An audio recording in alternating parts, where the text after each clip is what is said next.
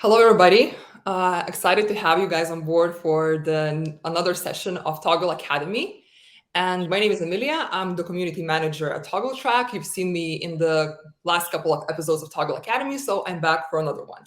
And today my guest is Chris Bantock, who's going to talk about agencies, agency clients, good clients, bad clients, and why you should probably be kind of able to assess and tell which of your clients are the best and which ones you should kind of ditch because they're probably creating more harm than benefit. So, Chris, I'm going to give you the floor to introduce yourself a little bit, talk about Agency Local and kind of what you do, what you know, and so on. Thank you. Well, first of all, thank you so much for inviting me along. It's a real pleasure to be here. My background is agency world. I ran an agency for 12 years. We grew that and sold the agency in 2018. And now I help other agency owners along that journey. And I do that as what I call myself an agency business guide. Other people call it coaching and mentoring, but it's a lot more than that.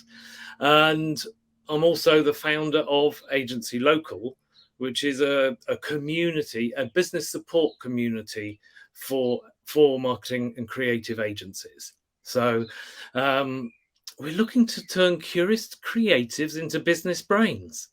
That's our objective, because most agencies start out life with a passion or a training in something, and often running a business wasn't it. They've been trained in design, web development, photography, whatever it might be, good at what they do, get clients and grow. And along that journey, they suddenly realize they're running a business, and then it becomes serious. So we're looking, Agency Local supports people along that journey through through sort of group support, through focused learning and development as well. Perfect. And do you want to just give us a couple of lines of what is it that you're going to be covering today and what kind of questions you'll be answering in the session? No, I think we'll go through some of that. Essentially, it's clients are our lifeblood as agencies, and we're always striving to grow our client base. Now, is that the right thing to do? We'll be answering that question. The fact that we've entitled this "Not All Clients Are Equal," raises that some are better than others, some are more suited to you. So we'll be looking at that and the impact on how agencies manage clients through that agency journey, because agencies change over time and clients change over time. Perfect. Appreciated the show. No, not gonna cover it. All right, so I'm just gonna give a quick walkthrough of how the session is gonna go. So I will give the floor to Chris now, and he will deliver his presentation, workshop, you call it whatever you want, and he will talk about the things he mentioned, agencies, grading clients, and keeping your best, ditching the rest. And after that, we will open the floor for some questions. So usually I tend to have a couple, we'll start a conversation, have a bit of a livelier chit chat. If you have any questions during the while Chris is delivering his presentation, feel free to drop them in the chat, and we'll get to them either by writing or by discussing them at the end of the session. And after the 30-minute mark, once Chris is finished, we'll have 15 minutes for the questions. And that will pretty much wrap up our session. We'll definitely not go past 1 hour mark. And the last thing I wanted to mention is that all of the people registering for this webinar will get the recording probably tomorrow. So if you if you have to leave early or whatever, don't worry about it.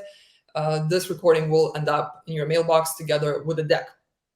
And I guess that is it for me for now. So with no further ado, giving the floor to Chris, and I'm super excited to hear what he prepared for us today. Excellent. Well, thank you very much. And as I said, it's a real pleasure to be here.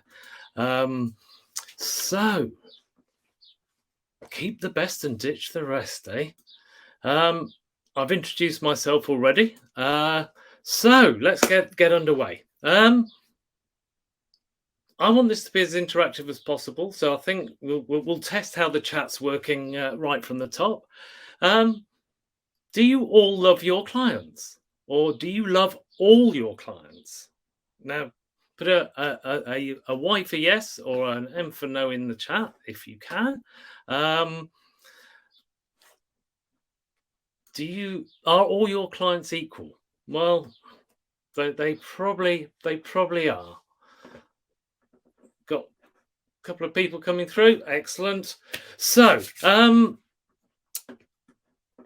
now I'm speaking to a lot of agencies. I speak to agencies day in, day out, and often clients seem to be like a necessary evil. We can't live without them. We can't live with them sometimes. So, wouldn't it be ideal if life without clients would be so much easier, wouldn't it? But it doesn't work that way. Clients are core to everything that we do. But in an ideal world, you would only actually deal with your ideal clients, with those that you do love. So this is what we're going to look at today. But clients are so important to every agency business. You live and die by the clients that you attract, by the clients that you serve, and the services that you deliver. I don't know how many of you know of the bench press report. It's undertaken by a company called Wow, and it's a brilliant snapshot on agency world. And the 2023, their number one agency challenge was, you got it, new business. It was this year, it was last year, and I believe it was the year before. So agencies sales is huge. It's all about getting new clients. It's all about growing that client base. It's all about managing the clients that you've got. So the account management team. It's the finance team getting the payments from the clients. And so, clients are central to everything that we do. And that doesn't make you a client-centric business.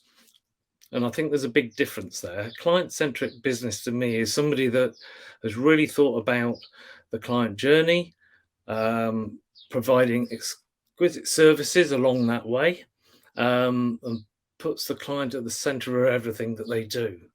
But what tends to happen is that we get sucked into chasing the money. We want to grow the business. And the best way to do that is to get new clients. But sometimes we do that at the expense of our existing clients. We lose focus on some of our existing customers. And it seems like we collect clients. And there's this thought that actually having more clients is a better business. And so I don't know if you would agree with that. More clients is a better business. If you do, a yes, a Y, or a no. My view is that it's not. Yes, you need a critical mass, of course, but then we're getting into the quantity versus quality argument. And I would say that the quality is far better than quantity. So I think we all know what that is. And when it comes to clients and agencies, there's a way of an agency operates that I call the coronavirus of the agency world. And that is the inability to say no. And what I mean by that is clients or prospect will come along to an agency and say, could you do this for us? Can you take this on? Could you do this job for us? And we always go, yes. We take on the job because we're chasing the money. We see the opportunity, even though what they're being asked for is not necessarily our core skill. It may not be our target customer, but we still say yes, even though in our heart of hearts, it's going, no, no, you know it's wrong for so many reasons. Once you get down that track, it dilutes your agency offering for one. You'll tend to be doing things that isn't your core, isn't really what your sweet spot, your hotspot is. And you're using valuable agency resources in delivering something to a client that isn't your core. So to me, it's a recipe for disaster, but I see it all the time because we're out there, we collect clients like a hobby. Agencies go, more clients, more revenue, yay, we're getting there. But clients have the potential for more revenue for referring us to other people, so we take them on. It's a recognized brand, so we take that on. And we don't necessarily take on clients for the right reason. So we end up collecting them, and that adds pressure to the business. It adds pressure to the agency. And it results in stress, which I see it all the time, often leads to burnout.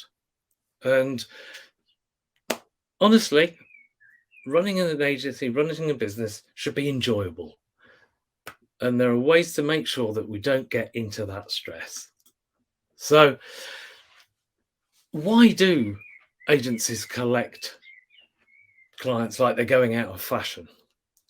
And a lot of agencies behave this way. So there are a number of traits I just want to touch on. The first one is how well do you know your clients? How well do you know your ideal client? Do you have a crystal clear definition of what they look like, who they are? Do you target a sector? Do you have the client personas? Do you have an emotional profile? Do you really understand the problems that you're solving for your client? And what is your value proposition? Because I can guarantee without that, you can't do anything. You will just carry on gathering clients like a hobby. So having that clear focus, you're talking to a clear audience. But if you're talking to everybody, then no one's listening. So that is the real starting point. The next thing to look at is around profitability. Do you know who your most profitable client is? Again, going to so many agencies and they don't know the profitability of a client or a job or a project. And knowing that is absolutely key. Knowing which of your clients are most profitable, which are the least profitable. And that does come back down to the horrible discussion around time tracking. And we're here with the Toggl Academy. I used to use Toggl in my agency because it was the best way to actually track time, allocate that against a client so that we could work out the profitability of each client, each job. The other thing with profit to mention is around a lot of agencies use blended rates. So, there's one rate and it's a mixture of junior, middle, senior staff. What can happen is that you charge a blended rate, but the most senior people end up doing most of the work. The result of that is just to reduce your profitability. But you can only work out the profitability if you track the time. And whilst we're on time, which clients take up the most time? And I'm not talking about the size of the job or the project, but the other areas. So agencies tend to over-service clients. They want to keep their clients happy, so we'll just add this on, that on, bit of scope creep, which impacts the amount of time you're spending versus what you originally thought you were going to on a project. But it's other things like support calls, having, which clients take up the most time, wanting support, help, guidance. The amount of time we take chasing clients for information that we need to complete our job. These are all elements of time suck. And those clients that need everything explained, we've all got them.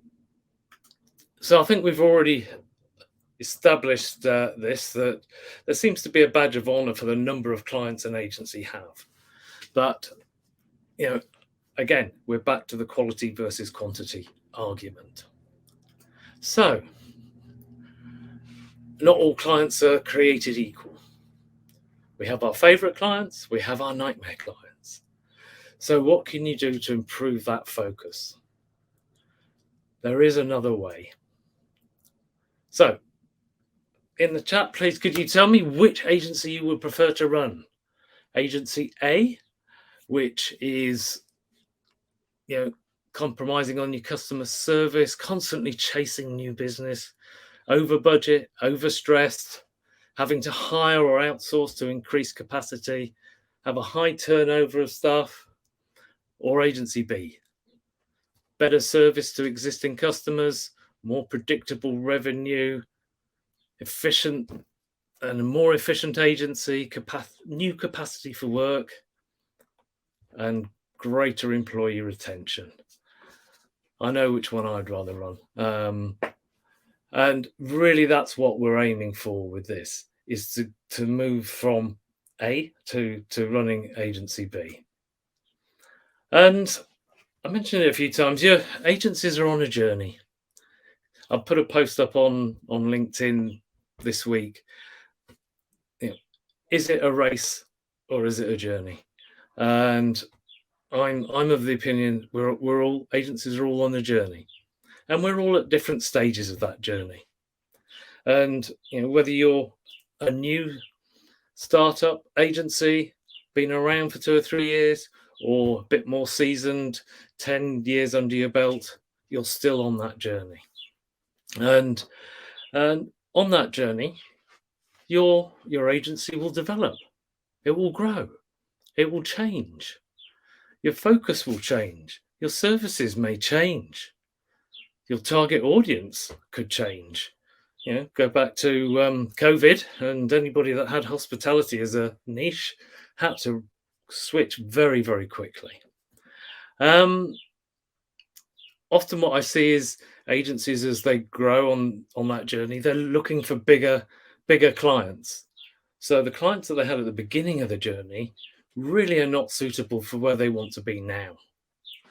And so if we're on that journey, and on that journey we're collecting clients, there has to become a tipping point. And time for the chop. Yep, that's right. What I actually meant was it's time for a client review.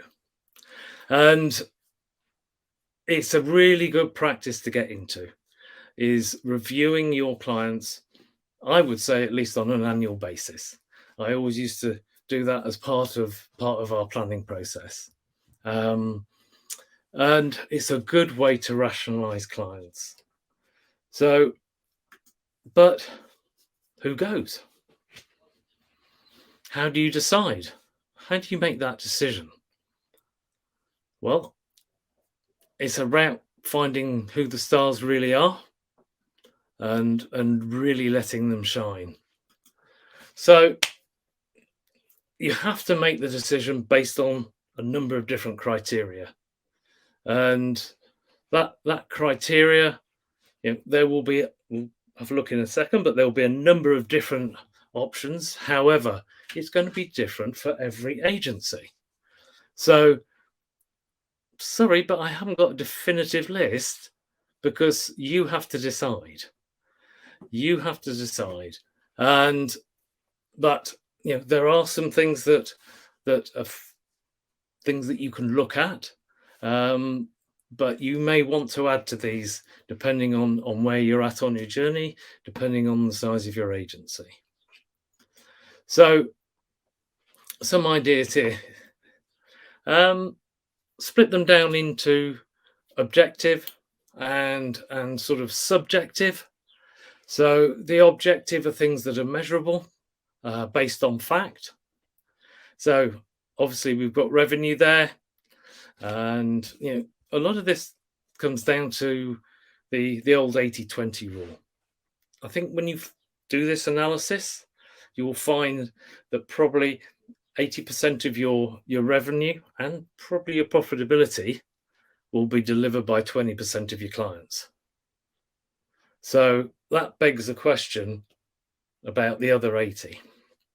So look at your profitability. Again, we come back to the time tracking, making sure you really understand the profitability per client. And it could be retainer clients, because retainer clients tend to be more valuable, more predictable revenue than just project-based clients. But again, it depends on your agency and the services and how you're structured. But the more subjective ones, these are more based around opinions. So how good a match is client A to your ideal client? Because as I said, you've collected clients throughout your journey. Some of them may not be your ideal client anymore.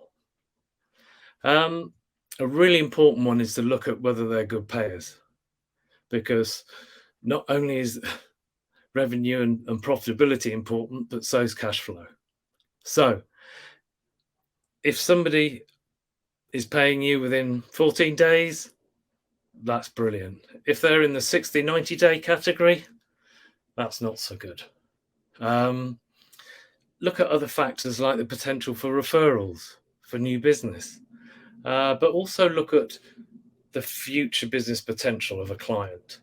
So, look at what you can see in terms of pipeline, opportunities within that client for the coming year, and work on that basis. Now, as I said, that is not a definitive list, but it is a starter. But there is one more, and that is likability. How easy is it to work with your client? Do you like working with them? And get the team involved, get the client-facing teams involved in this discussion, in the subjective ones. There is a model around fun, fame, and fortune. So likability is the fun. Is a client a good person to deal with? The fame is, do they add credibility to what you're doing? It tends to be working with a big brand customer. And obviously the fortune is around the revenue and profitability. So steps is establish your criteria. Know what it is that's important to you. Mark them out of 10 on each of those levels. Set up, for example, if it's payment days, somebody pays you up front and they get a 10. If they pay you in 14 days, it's an 8.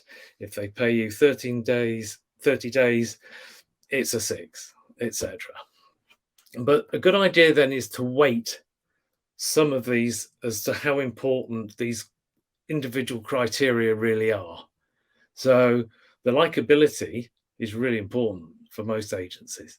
So that could be weighted as a 3, whereas revenue could be a 1, and as profitability is more important than revenue, that could be a 2.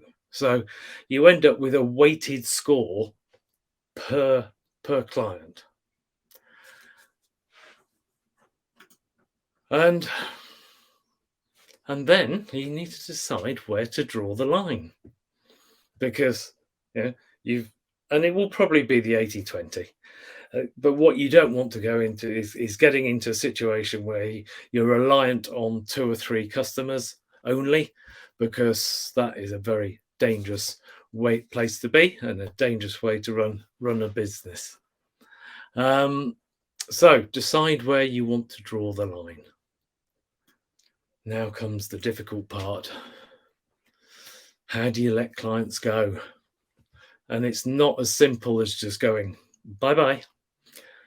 You really must let them go, but so that they enjoy the journey. Because what that's going to do is maintain your reputation as a business. So, explain the situation. Have a discussion. Be open. Be honest. Say to them that you've changed, the agency's changed, our focus has changed, we're growing, or the client's changed.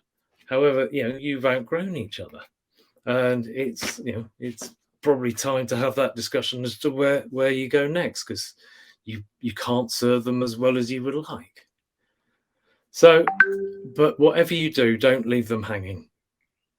Don't just let them go off and find another agency to work with.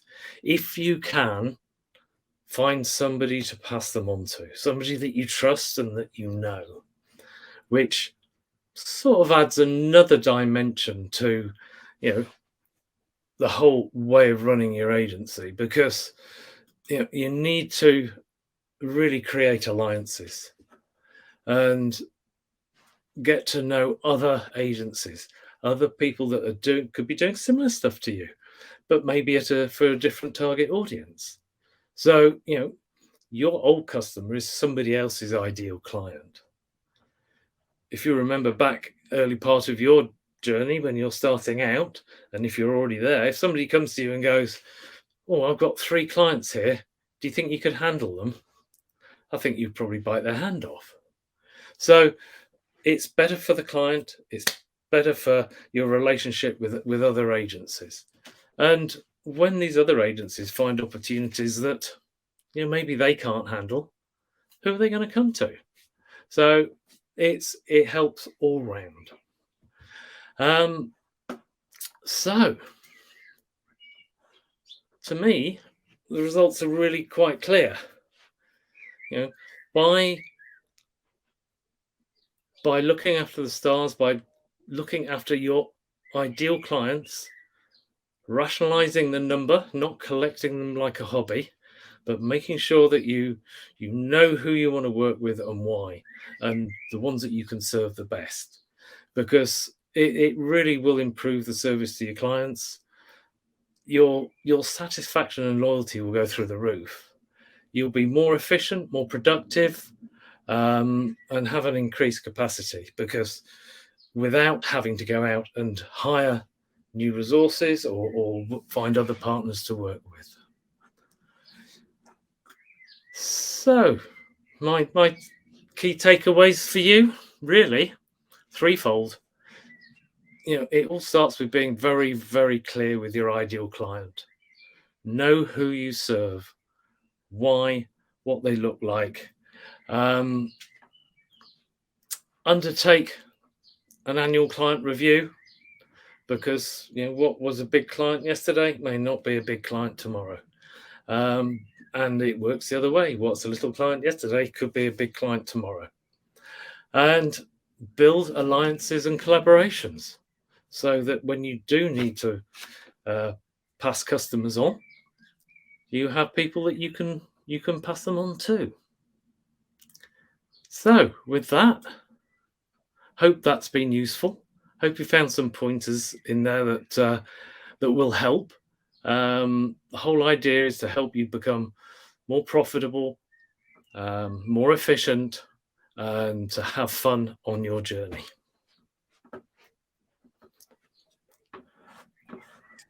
All right, Chris, thank you so much for chatting to us and sharing your, I guess, experience that you've gathered over the years.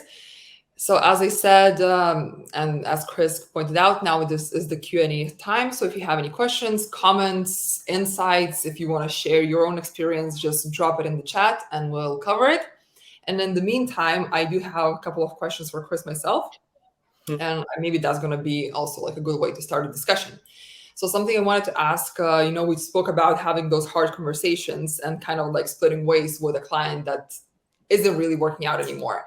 So who should be the person talking to these clients? Like, are we talking the manager? Should it be the CEO, the owner having these conversations? Maybe it differs depending on the size of the client, on the situation. So what's your experience with who should be the person doing this tough job? Yes, that's an interesting one. I would say probably traditionally, if a client's been with an agency for a while, is probably the owner of the agency that had that relationship initially. I think these things are always better coming from the top. So I would say it's probably the owner of the agency would be the best place to do it, because they immediately have the respect of the client. Whereas sometimes it's quite unfair to put that job on an account manager whose role it is to maintain relationships and build a client, when and it's very difficult to have that conversation. So it depends on the structure of the agency, but I would say the more senior the better. Makes sense. And we also kind of like spoke about not just like leaving these clients to swim by themselves, but referring them to somebody if possible, right? So who could be like these collaborators? Like, I mean, obviously like other agencies or some sort, but how do you go around establishing these networks? How do you go around establishing collaborators, finding them, determining what's the right fit for you, so it wouldn't be like stealing each other's clients, but more like actually having this cohesive relationships, like symbiotic kind of like deal going on? Yeah, I mean, I've always found agency world to be probably the most collaborative world I've ever worked in. But yeah, it's less about competition, because you could have two agencies that do the same thing, but they do it for different clients, different sizes, different sectors, whatever. So, and to be honest, there are a lot of agency communities out there. Obviously agency local being one, and there are others for larger agencies and for smaller agencies. Get involved with those. You mentioned Wow Company, they run webinars. Somebody said they've been on one already. There's Agency Collective, there's Pimento, there's Agency Hackers for bigger agencies. There's a lot of people out there, communities for agencies, and a lot of agency events as well. And then you've got people like Beamer, who are sort of the industry body, if you like. Mm-hmm. So And get involved, meet people, get to know other people. And from your experience, is it better to sort of like, have a partner and like stick with them and like, kind of like always throw everything at this one partner to sort of show your loyalty? Or is it better to actually have a couple of different partners and refer your clients based on, I don't know, the size, the needs, whatnot? I think it's important that if you're handing off a client, that it's a good match with who you're handing them off to. So really getting an understanding of their speciality, getting an understanding of their niche, what they serve, where they excel, is really important. So it's not just about having one or two partners that you can pass work to. I think it's trying to find the best match, because that's going to maintain your reputation with that client. Mm-hmm.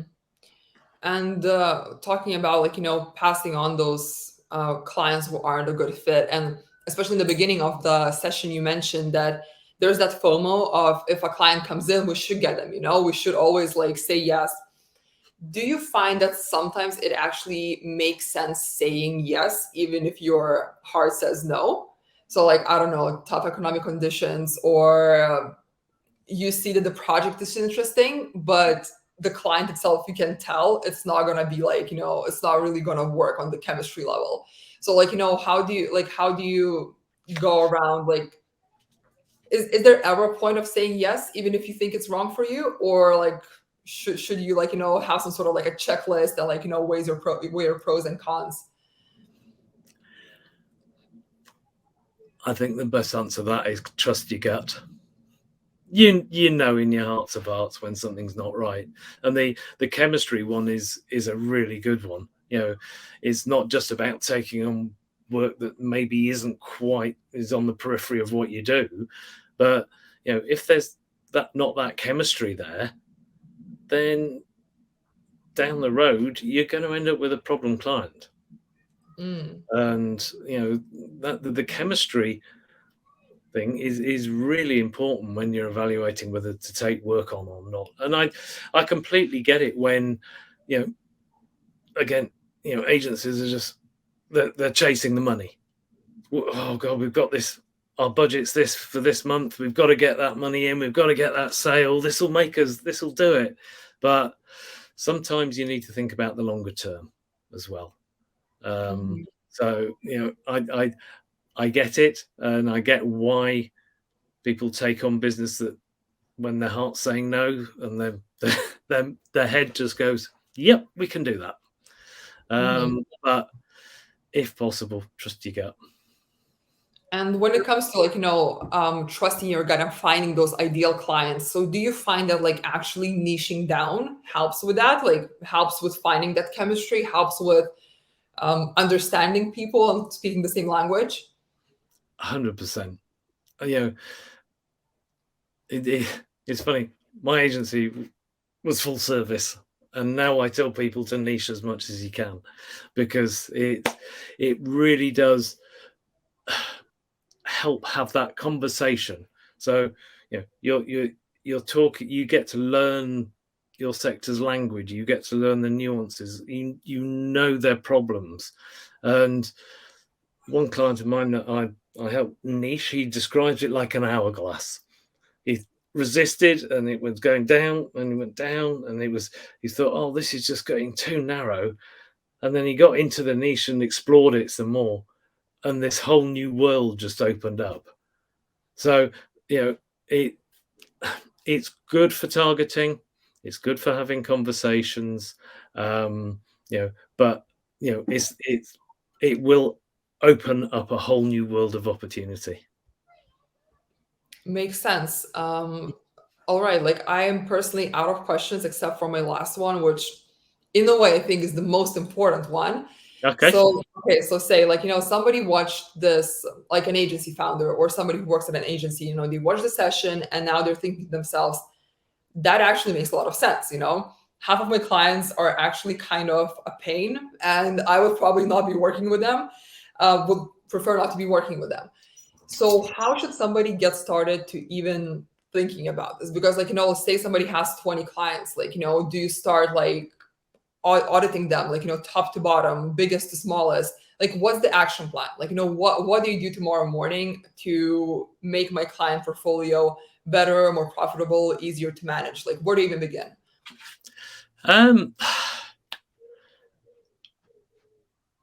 It really is defining the criteria that you want. Now, revenue is often the criteria, because profitability per client, profitability per job is always a headache.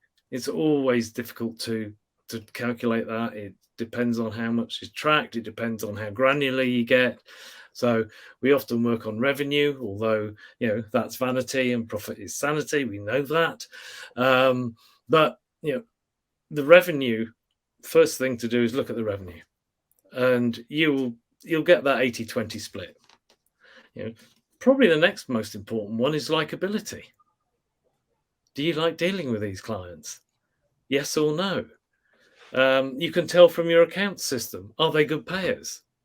What's everything? And immediately you've got three key criteria there that you can very easily make that initial review. So it doesn't need to be 101 different criteria at all. You can do it very, very simply, and you can be as granular or as light as you like. But starting point, look at revenue, likability, and payment. And if I you've got said it was my last one. profitability, that is obviously absolutely key. Okay, thanks. Like, I know I said it was my last question, but I actually came up with another one as you were, as you were talking. So, like, obviously revenue and ability to pay is pretty easy to see, right? Like, you just open your books, the numbers are there, like, put one to the left, one to the right. But when it comes to likability, right? So say like, I'm running an agency with 50 people in it, and somebody might absolutely love working with this client, somebody might hate it. So, it's like, obviously, yeah, people talk, there's like a general vibe, but like, how do you involve your team into making this kind of decision? Do you just do like your, I don't know, democracy voting kind of thing? Do you do temperature checks, or do you just kind of like go again with your gut because you sort of have a feeling of how your team is feeling about it? I think it's important internally within an agency to review your clients, or certainly your top clients, and if one person likes the client and the other one's struggling, then that's a red flag to me. You need to understand why. But if you wanted to just do a quick, and you've got a team of 5 people that work on an account, everybody puts in a score and you can take an average. Is a very quick and easy way of doing it. And we can spend an awful lot of time analyzing when very quick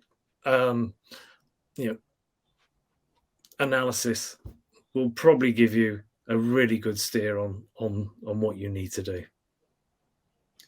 Perfect. Thank you so much again for coming on to Toggl Academy to chat about this. We really appreciate it. And I'm sure everybody who watched it and everybody who will be watching the recording will also find a lot of great insights. So thanks again. Was a pleasure to have you, and was a pleasure to have everybody who listened. And before we go, I once again want to remind that we will be sending out the recording. So don't worry about it. It will be in your mailbox together with the deck.